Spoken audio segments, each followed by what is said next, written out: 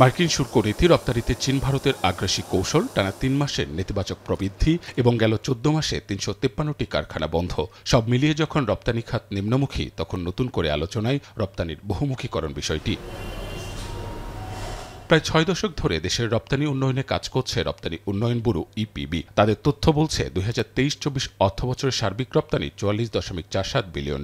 এর মধ্যে readymade garments খাতের হিস্সা $৩৬.১৫ বিলিয়ন। সবশেষ অর্থবছরে $৪৮.২৮ বিলিয়ন রপ্তানি আয়ের মধ্যে পোশাক খাতের অবদান $৩৯.৩৫ বিলিয়ন। এর বিপরীতে গেল ২ অর্থবছরে অন্যান্য খাতের রপ্তানি আয় মাত্র $১৭.২৫ বিলিয়ন। চলতি জুলাই থেকে অক্টোবর পর্যন্ত হোম টেক্সটাইল খাতে রপ্তানি $২৭৯.০৮ মিলিয়ন। একই সময়ে চামড়া ও চামড়াজাত পণ্য থেকে এসেছে $৪১৩.৫০ মিলিয়ন। আর হিমায়িত ও জীবন্ত মাছসহ কৃষিজাত পণ্যের রপ্তানি $৫৫৬.৮২ মিলিয়ন। প্রণোদনার পরিমাণটা ওনারা কমিয়ে দিয়েছেন। আর আমাদের এখানে ম্যাটেরিয়াল যেমন অ্যাক্সেসরিজ, ব্যাগ, জুতা দুইটারই অ্যাক্সেসরিজের জন্য আমরা বাইরের দেশের উপর নির্ভরশীল। আমাদের এক্সপোর্টাররা যদি বিমান ভাড়াটা কম পেত এবং বিমানের স্পেসটা নিশ্চয়তা থাকতো, তাহলে আমাদের এক্সপোর্ট অনেক বেশি বেড়ে যেত।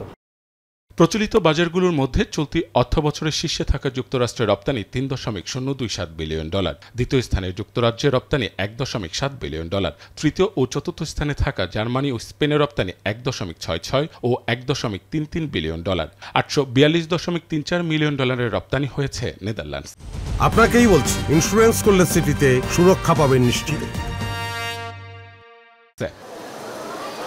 এদিকে অপ্রচলিত বাজারগুলোর মধ্যে ৪ মাসে অস্ট্রিয়া রপ্তানি $১৭৯.৫১ মিলিয়ন, তুরস্কে $১৬৮.২৯ ও ব্রাজিলে রপ্তানি $১৬৪.৬১ মিলিয়ন। তবে ৯০টির বেশি দেশ রপ্তানির $১ মিলিয়ন ক্লাবে নেই। ইম্পোর্টিং কান্ট্রির যে কমপ্লায়েন্স রিকোয়ারমেন্টগুলো, সেগুলো আমরা মিট করতে না পারার কারণে আমরা আমাদের ট্র্যাডিশনাল মার্কেটের বাইরেও যেতে পারছি না, এবং আমাদের ব্যবসায়ীরা বা আমরা যেটা করতেছি সেটা হচ্ছে গিয়ে এই সমস্ত আমাদের ফুড অ্যাগ্রো প্রোডাক্টগুলো বা অনেক প্রোডাক্ট আমরা শুধুমাত্র আমাদের এথনিক মার্কেটে সেল করি, আমরা খুশি। অর্থনীতিবিদরা বলছেন, রপ্তানি বহুমুখীকরণে, মুক্ত বাণিজ্য চুক্তি, সম্পর্ক উন্নয়ন ও বাজার সম্প্রসারণে ইপিবি, বাণিজ্য মন্ত্রণালয়, ব্যবসায়ী সহ সব পক্ষকেই উদ্যোগী হতে হবে। তো এফটি ২-৪টা ভিয়েতনামের মতো ইকোনমি যদি গত ১৫-২০ বছরে কয়েক dozens FT free trade agreement সই করতে পারে, আমরা একটাও পারি না কেন? এটা তো আমাদের ধন্যতা। আমরা শুধু ইউরোপিয়ান মার্কেটে তাও কনসেশনারি ওই ট্যারিফস আছে বলে, জিরো ট্যারিফ বোধ, আর যুক্তরাষ্ট্রের এরিয়াতে বসে রয়েছি। এটা তো ঠিক হয় না। উই শুড হ্যাভ দ্য আসিয়ানের সঙ্গে তো আমরা সহযোগী মেম্বার হওয়া উচিত ছিল এতদিনে। বাজার সম্প্রসারণে রপ্তানিকারকদের সহযোগিতা, বিভিন্ন আন্তর্জাতিক মেলায় ব্যবসায়ীদের অংশগ্রহণে কাজ করে যাচ্ছে রপ্তানি উন্নয়ন ব্যুরো। সারা পৃথিবীতে প্রায় ৪৬টি আন্তর্জাতিক মেলাতে রপ্তানি উন্নয়ন ব্যুরোর প্রত্যক্ষ সহযোগিতায় বাংলাদেশের রপ্তানিকারকরা অংশগ্রহণ করবেন, এবং এর মধ্যে অনেকগুলো মেলা আছে যেগুলি এই অপ্রচলিত বা যেগুলি আমাদের ভাষায় মানে প্রখ্যাত গন্তব্য নয়, সেসব গন্তব্যের মেলাতে আমরা অংশগ্রহণ করতে যাচ্ছি। সুযোগ সুবিধা নিশ্চিতের পাশাপাশি ব্যবসায়ী বান্ধব নীতি প্রণয়ন করা গেলে রপ্তানির পালে সুবাতাস লাগবে বলেও জানান ইপিবির এই শীর্ষ কর্মকর্তা।